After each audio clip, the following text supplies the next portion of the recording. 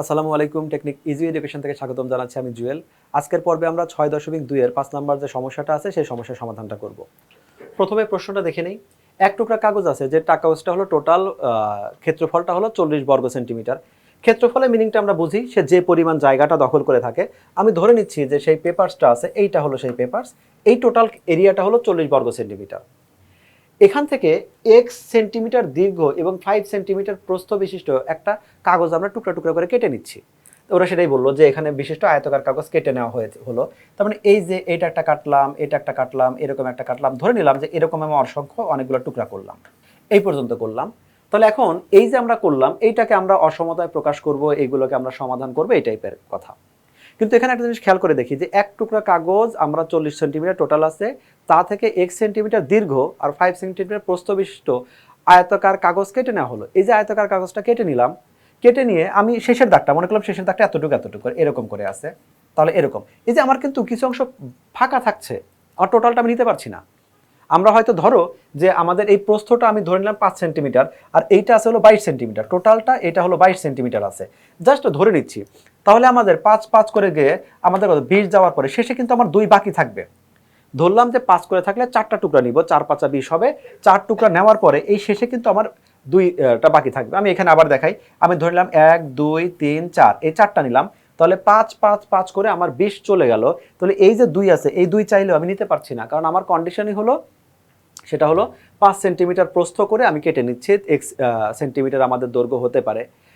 অথবা যদি এরকমটা হয় যে আমি মাপটা এরকম যে প্রত্যেকটা পার্ট ইকুয়ালি নিতে পারছি, এই মাপটাই পেপারসটা এমনভাবে ছিল, ধরে নিচ্ছি পেপারসের দৈর্ঘ্য প্রস্থ এমনভাবে ছিল যে আমি এরকম নিলে কোনো অংশই আমার বাদ পড়ছে না, একদম টোটাল টোটাল অংশ আমি টুকরা করে নিতে পারছি। মানে কাগজটা এমনভাবে আছে যে আমাদের 1 সেন্টিমিটার দীর্ঘ আর 5 সেন্টিমিটার প্রস্থ বিশিষ্ট যে আয়তাকার বস্তুটা তৈরি হয়, তার একদম সুষম গুণিতক আকারে।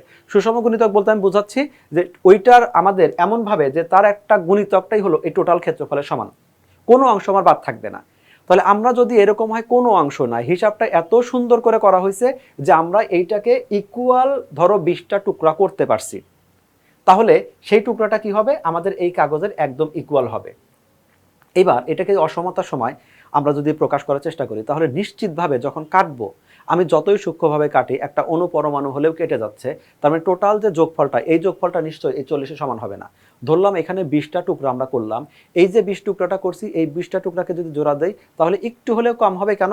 পেপারসটা যখন আমি কাটছি, ওই যে আমাদের ছেদ হচ্ছে, ওইখানে আমাদের কিছু একটা অংশ হলেও আমার পরমাণু এখানে চলে যাচ্ছে। তার মানে আমাদের 1 মিলিমিটার ন্যানোমিটার বর্গ সেন্টিমিটারও যদি হয়, তারপরে কিছুটা কম হবে। আর প্রথম কন্ডিশন যেটা, যদি আমাদের ব্যাপারটা এরকমই হয় যে আমাদের এক্ষেত্রে সুষমভাবে কাটাই যাচ্ছে না,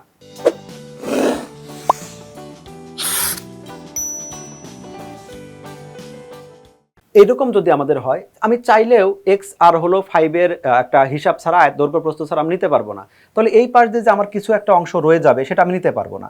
ধরলাম এইখানে আমি একটা সেম প্যাটার্ন করে এখান থেকে এরকম করে কেটে নিলাম, তারপরে এরকম করে কেটে নিলাম, তারপরে এইখান দিয়ে কিছু অংশ বাকি থাকছে। তাহলে টোটাল হিসাবটা কখনো 40 বর্গ সেন্টিমিটার কখনো হবে না, হয় 40 বর্গ সেন্টিমিটার হয় না, কমই হবে। যদি অ্যাপ্রোপ্রিয়েট মিলেও যেত, যদি অ্যাপ্রোপ্রিয়েট এরকম মিলেও যেত যে সবগুলো আমরা সুষম, এরকম সুষম ভাগ হয়েছে, এবং এমনভাবে সুষম ভাগ হওয়া প্রত্যেকটা টুকরা মিলাই 40 হয়, কিন্তু যখন কাটবো, কাটার সময় অবশ্যই কিছু না কিছু লস হবে। তাহলে এই কথাগুলো এখন আমরা এখানে চলে যাই। বললাম যে কাগজগুলোর দৈর্ঘ্য এক্স আর প্রস্থ যদি আমাদের 5 সেন্টিমিটার হয়, আর কাগজের ক্ষেত্রফল যদি 40 সেন্টিমিটার হয়, তাহলে আমাদের এইখানে এইটা হলো টোটাল ক্ষেত্রফলটা, আর এইটা হলো আমাদের ওই যেটা আমরা অংশটা কেটে নিলাম সেই অংশটা অবশ্যই কি হবে, এখানে যে কেটে নেওয়া হয়েছে সেটা আমাদের লেস ইকুয়াল এরকম একটা, লেস দেন এরকম একটা পার্ট হবে। তাহলে এবার আমরা লেস দেন ইকুয়াল এই সাইনটা দিব না সরাসরি।